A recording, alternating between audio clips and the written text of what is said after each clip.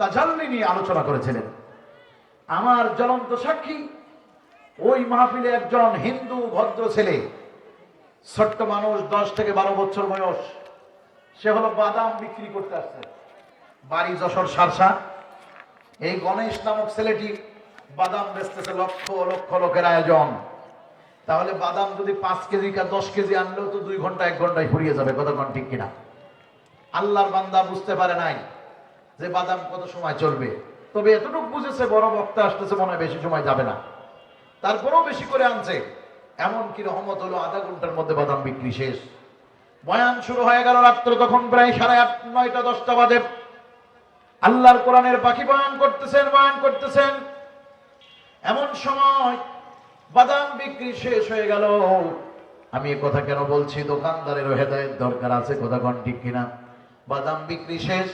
আমার ওই ছেলেটি, তার সাথে পরবর্তীতে আমার সাক্ষাৎ হলো। আমি এক রুমে ঘুমাতাম, একসাথে পড়তাম। তার মানে সে আমার ব্যাচমেট, সে আমার দোস্ত। ধরে কোন সুবহানাল্লাহ। বলবেন হুজুর দোস্ত কেমন করে হলো হিন্দু ছেলে? আসল কথা বুঝেন, হেদায়েত কেমনে আসে? বাদাম আধা ঘন্টায় বিক্রি হয়ে গেল। বাকি উনি যে 1 ঘন্টা 40 মিনিট 20 মিনিট 1.5 ঘন্টা আলোচনা করেছিলেন, এই বাকি 1 ঘন্টা আলোচনা মনে মনে ভাবতেছে এত লোকের মধ্য দিয়ে কেমনে বাইর হয়ে যায়। আজকের ওয়াজটা ভালোই লাগতেছে, একটু শুনে যাই। এই ভেবে নিজের বাদামের ঝুড়িটা উল্টা করে দিয়া, মুখটা নিচের দিক দিয়া উল্টা পিঠে বসে এক নাগারে তাকিয়ে আছেন কোরআনের পাখির দিকে। তাকায় অবস্থায় তিনি কোরআনের কথা বলতেছেন। কোরআন এমন এক কিতাব, যেই কিতাবের কাছে আসলে হিন্দুরাও হিদায়েত পেয়ে যায়। কোরআন এমন এক কিতাব, যেই কিতাবের কাছে আসলে বৌদ্ধরাও হেদায়েত পেয়ে যায়। কোরআন এমন এক কিতাব, যেই কিতাবের কাছে আসলে বিদ্যিন ঈমান পেয়ে যায়। কোরআন এমন এক কিতাব, যেই কিতাবের কাছে আসলে কোরআন যদি তার কাছে দেওয়া যায়, যেই হোক না কেন, যত কঠোর মানুষ হোক, সেই মানুষ হেদায়েত পেয়ে যায়। কথা বলেন ঠিক কিনা? হাজারো জালেমকে জিজ্ঞাসা করা হলো, তোমরা কেন এত নির্যাতন করেছো? তারা বলছে আমরা নির্যাতন করতে বাধ্য হয়েছি, আমরা তো পারি না, নির্যাতন আমাদের করতে বলা হয়েছে, না করলে আমাদের চাকরি চলে যাবে, কত কষ্ট হবে। ও মুসলমান ভাইরা, একটু বোঝার চেষ্টা করবেন। সেটা হলো এই কোরআনের প্রেমিক শুধু আমাদের জালেমরাই না, এই কোরআনের প্রেমিক শুধু আলেম ওলামাই না, এই কোরআনের প্রেমিক রাসূলকে যারা হত্যা করার হুমকি দিত, ওই সকল কাফেররাও কোরআনের প্রেমে পড়ে গেছিল। কথা কোন ঠিক কিনা? ভাইরা আমার, বিশ্ব নবী মুহাম্মদুর রাসূলুল্লাহ সাল্লাল্লাহু আলাইহি ওয়াসাল্লাম হেরা পর্বত থেকে কুরআনুল কারীম নিয়ে যখন মক্কা নগরীতে আসলেন, মক্কার মানুষেরা আল্লাহর নবী বিশ্ব নবী মুহাম্মদুর রাসূলুল্লাহ সাল্লাল্লাহু আলাইহি ওয়াসাল্লামের কাছে হেদায়েতের বাণী যখন ছড়িয়ে দিলেন, রে ভাই, হেদায়েতের বাণী ছড়িয়ে গেল। আমার নবী বিশ্ব নবী মুহাম্মদুর রাসূলুল্লাহ সাল্লাল্লাহু আলাইহি ওয়াসাল্লাম যখন হেদায়েতের বাণী নিয়ে আসলেন, সাহাবায়ে কেরাম যখন কোরআনের বাণী শুনতে পেলেন, আল্লাহ পাক রব্বুল আলামিন এমন হেদায়েত ছড়িয়ে দিলেন। কাট্টা কাফের হযরতে ওমর রাদিয়াল্লাহু তাআলা আনহু, তখনও তিনি কাফের, তখনও তিনি মুসলিম হন নাই, ঈমান পান নাই, আল্লাহর নবীর কল্লা উড়িয়ে দিতে চাই এমন মানুষকেও আমার আল্লাহ কোরআনের সংস্পর্শে আসার কারণে ঈমান নামক দৌলত দিয়েছেন। সুবহানাল্লাহ, চিল্লায় বলেন আল্লাহু আকবার। ঈমান নামক দৌলত দিয়েছেন আমার নবীকে আল্লাহ। সুবহানাল্লাহ। প্রিয় ভাইরা, আমার ভালো করে বোঝার চেষ্টা করেন। বিশ্ব নবী মুহাম্মদুর রাসূলুল্লাহ সাল্লাল্লাহু আলাইহি ওয়াসাল্লাম কেমন হেদায়েত নিয়ে আসলেন? ভাইরা আমার ভালো করে বুঝেন। ওই গণেশ, ওই বাদামওয়ালা ছেলেটি 12 থেকে 13 বছর বয়স, কি ঘটনা ঘটে গেল দেখেন। কোরআনের কথাগুলি শুনতেছে, আল্লাহর কোরআনের পাখি, আল্লাহর ওলি আল্লামা কোরআনের পাখি কোরআন তেলাওয়াত করতেছেন, আর একের পর এক তাফসীর বের হচ্ছে। আর ওই হিন্দু ছেলেটা এক নাগারে তাকিয়ে আছে, কি কোরআনের কথা বলে রে।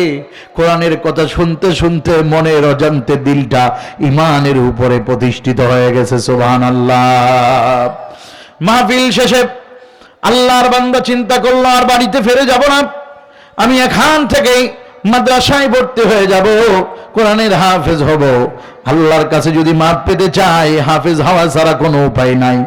এই নিয়ত করে নিজের ঝুড়িটা পরের দিন সকালবেলা বাজারের কোনো বাদাম বিক্রেতার কাছে দিয়ে দিল। যে টাকাগুলি ছিল, ওই টাকাগুলির সাথে কিছু টাকা অ্যাড করে পাশে একটা মাহফি মাদ্রাসা আছে, যশোর রেল স্টেশন মাদ্রাসায় চলে গেল।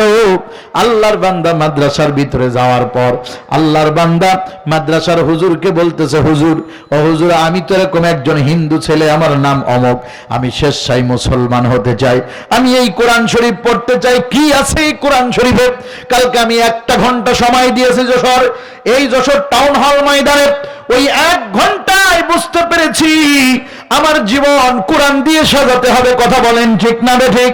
এ মুসলমান, আজকে যারা দোকানদার আছেন, আজকে যারা খরিদ্দার আছেন, আপনাদের দুটি হাত ধরে বলি, পা ধরে বলি, এই দোকান তো সারা জীবন দিতে পারবেন, এই 2 ঘন্টার মাহফিলের সময় যদি না দেন, আল্লাহর কসম করে বলি, আপনার তো মৃত্যুর পরে আমাদের মতো 3খানা কাফনের কাপড় দিয়ে আপনারও জানাজা করা হবে, আপনি যখন লাশটা দাফন করা হবে, আপনার যখন মাটি দেওয়া হবে, ঠিক আমাদের মতো মিনহা গলাত না ঘুম পড়া হবে। মুসলমান ভাইরা রে আমার, আপনি ইসলাম অনুযায়ী, মুসলিম অনুযায়ী সব নিতে চান, অথচ ইমানের পথে আসতে আপনার ভাইদেরকে বাধা প্রদান করছেন। কথা বলেন ঠিক কিনা?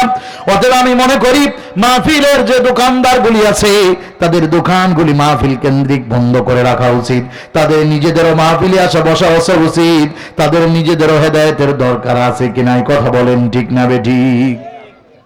ভাইরা আমার, বুঝার চেষ্টা করেন। এরপরে ওই গণেশ মাদ্রাসায় গিয়ে মুসলমান হয়ে গেল, আর মাদ্রাসার মক্তবের ভিতরে পড়তে শুরু করলো। ওর মধ্যে জজবা আছে, ইশক আছে, ইশকে রাসূল, ইশকে কোরআন, জজবায়ে রাসূল, জজবায়ে কোরআন, কোরআনের প্রেমিক, আল্লাহর প্রেমিক হয়ে গেছে, হেদায়েত পেয়ে গেছে। আল্লাহর বান্দা কিছুদিনের মধ্যেই রিডিং পড়া শেষ হয়ে গেল, হেফজখানায় ভর্তি হলো।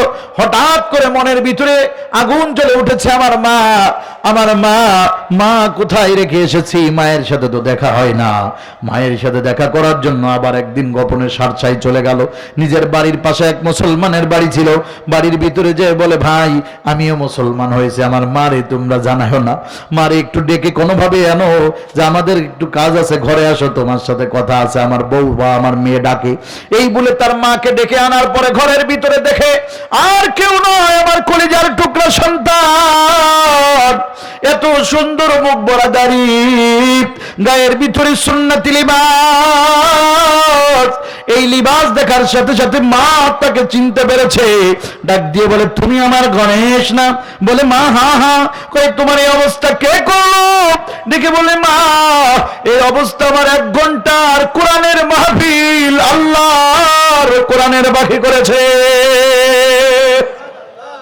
এক পর্যায়ে আল্লাহর বান্দা মাকে বলতেছে, মা গো, কোরআন শরীফ আমি পড়ি, আমি কোরআনের হাফেজ হইতেছি গো মা, আমি কয়েকদিন ধরেছি কোরআনের হেফজ, কয়েক পৃষ্ঠা মুখস্থ করে ফেলেছি, তুমি যদি শুনতে চাও আমি তোমারে পরাণ ভরে কয় পৃষ্ঠা কোরআন শোনাবো। মা, তুমি শুনবা নাকি বলো? মা বলতেছে, বলো তো দেখি। ছেলেটা কি সুন্দর করে পড়ে শোনাচ্ছেন,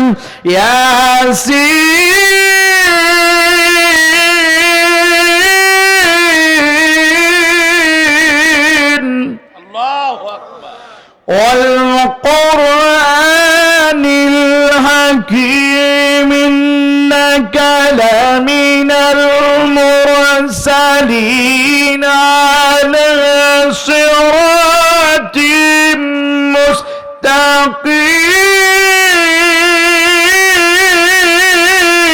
মুস্তাকিম।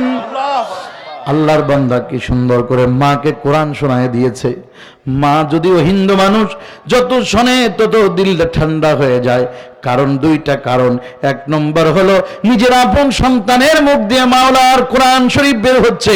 2 নম্বর হলো আল্লাহ বলেছেন, আমার কোরআন যেখানে তেলাওয়াত করা হয়, যে শোনে আমি আল্লাহ তার ঈমান বাড়ায়া দিই।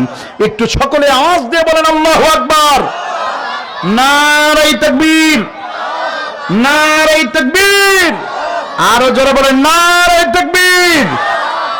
আমার ভাইরা, রাস্তাঘাটে, দোকানপাটে, যে যেখানে আছেন, আল্লাহ এবং তার রাসূলের পক্ষ থেকে দাওয়াত দিচ্ছি, এসে মাহফিলে বসে পড়ুন। কোরআনের মাহফিলে আল্লাহ হেদায়েত নসিব করবে। জোরে বলেন ঠিক কিনা?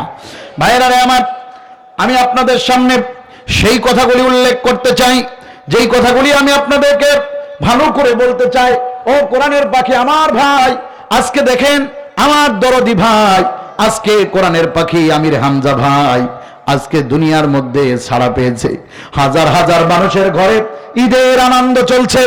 আজকে আমি হাকিমপুরি আপনাদেরকে জানিয়ে দিতে চাই, আজকে দেখেন, তাকায় দেখেন, আমার কলিজার টুকরা কোন মাহফিলে যদি আসে, পুরা মাহফিলে লক্ষ লক্ষ মানুষের জামায়াত হয়ে যাবে। কথা কোন ঠিক কিনা?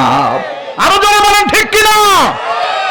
জায়গা দেওয়ার মতো নয়, কারণ কোরআনকে দাবিয়ে রাখা যাবে না, কোরআনকে দাবিয়ে রাখা যাবে না, কোরআনকে দাবিয়ে রাখা যাবে না, কোরআনের মানুষদেরকে দাবিয়ে রাখা যাবে না। একজন কোরআন প্রেমিককে হত্যা করবা, লক্ষ লক্ষ তৈরি হয়ে যাবে জমিনে। কথা বলেন ঠিক কিনা?